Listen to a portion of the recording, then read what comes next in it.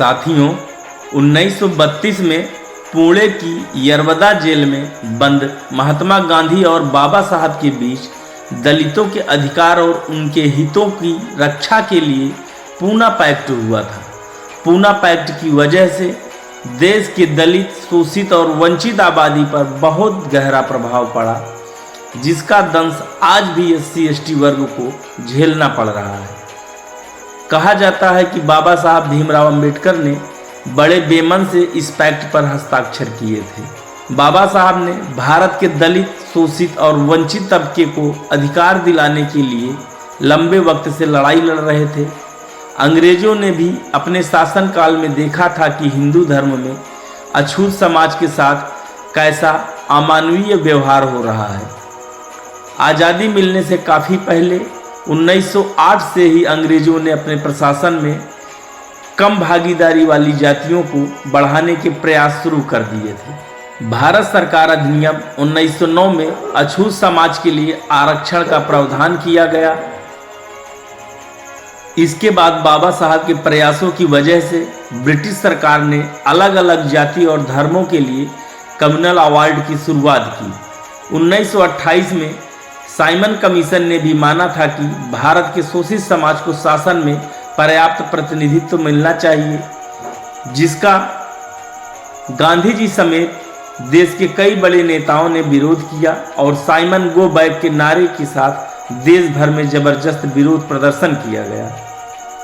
इन प्रयासों के बाद 17 अगस्त 1932 को ब्रिटिश सरकार ने कम्युनल अवार्ड की शुरुआत की।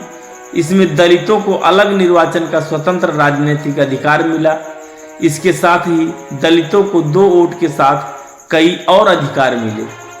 2 वोट के अधिकार के मुताबिक देश के दलित 1 वोट से अपना प्रतिनिधि चुन सकते थे और दूसरे वोट से वो सामान्य वर्ग के किसी प्रतिनिधि को चुन सकते थे। बाबा साहब का मानना था कि दलितों को 2 वोट का अधिकार उनके उत्थान में बहुत बड़ा कदम साबित होगा। साथियों, महात्मा कहे जाने वाले गांधी आखिर दलित अधिकारों के विरोधी क्यों बन गए? दरअसल गांधी जी यह चाहते तो थे कि दलितों का उत्थान हो, लेकिन वे जाति और वर्ण व्यवस्था का घोर समर्थन करते थे। महात्मा गांधी अछूतों के अलग निर्वाचन का अधिकार मिलने का विरोध कर रहे थे। महात्मा गांधी दलितों को दिए इन अधिकारों के विरोध में थे। महात्मा गांधी का मानना था कि इससे हिंदू समाज बढ़ जाएगा। महात्मा गांधी दलितों के उत्थान के पक्षधर थे, लेकिन वे दलितों के लिए अलग निर्वाचन क्षेत्र और उनके 2 वोट के अधिकार के विरोधी थे। महात्मा गांधी को लगता था कि इससे अछूत दलित हिंदू धर्म से अलग हो जाएंगे और हिंदू समाज तथा हिंदू धर्म विघटित हो जाएगा। इसके विरोध में पहले महात्मा गांधी ने अंग्रेजी शासन को कई पत्र लिखे, लेकिन उससे भी बात नहीं बनी तो महात्मा गांधी ने पुणे की यरवदा जेल में आमरण अनशन शुरू कर दिया। उन्होंने कहा कि वे अछूतों के अलग निर्वाचन के विरोध में अपनी जान की बाजी लगा देंगे। महात्मा गांधी के इस कदम से बाबा साहब भीमराव अंबेडकर बहुत दुखी थे। वो इसे अछूतों के उत्थान में मजबूत कदम मान रहे थे।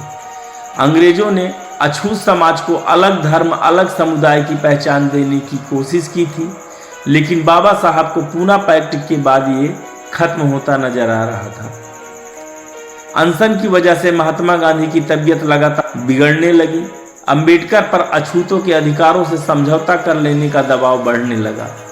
देश के कई हिस्सों में बाबा साहब के पुतले जलाए जाने लगे। उनके खिलाफ विरोध प्रदर्शन हुए। कई जगहों पर सामान्य वर्ग के लोगों ने दलितों की बस्तियां जला डाली। आखिर में बाबा साहब को झुकना पड़ा। बाबा साहब भीमराव अंबेडकर 24 सितंबर 1932 को शाम 5 बजे पुणे के यरवदा जेल पहुंचे। यहां महात्मा गांधी और बाबा साहब अंबेडकर के बीच समझौता हुआ, जिसे पूना पैक्ट कहा गया। कहा जाता है कि बाबा साहब भीमराव अंबेडकर ने बेमन से रोते हुए पूना पैक्ट पर हस्ताक्षर किए थे। इस समझौते में दलितों के लिए अलग निर्वाचन और 2 वोट का अधिकार खत्म हो गया और यहीं से आरक्षण का खेल शुरू होता है। इस तरह पूना पैक्ट समझौता करके आरक्षण का झुंझुना थमा दिया गया।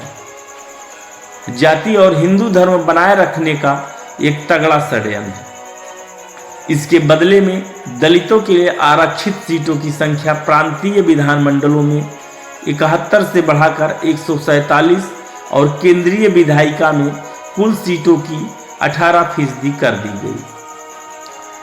बहुजन समाज पार्टी के संस्थापक कांसीराम जी ने पूना पैक्ट के बाद के युग को चमचा युग कहा था।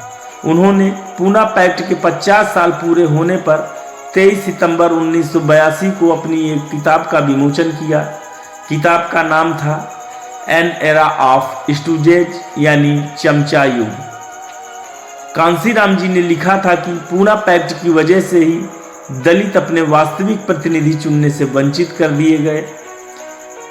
उन्हें हिंदुओं द्वारा नामित प्रतिनिधि को चुनने के लिए मजबूर कर दिया गया।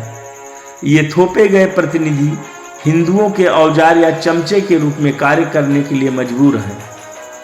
कांसीराम जी का मानना था कि 24 सितंबर 1932 को दलितों को चमचा युग में धकेल दिया गया और वर्तमान में आप देख सकते हैं कि बहुजनों के बड़े बड़े नेता भी जाति और धर्म के नाम पर हो रहे अत्याचारों पर अपना मुंह तक नहीं खोलते हैं।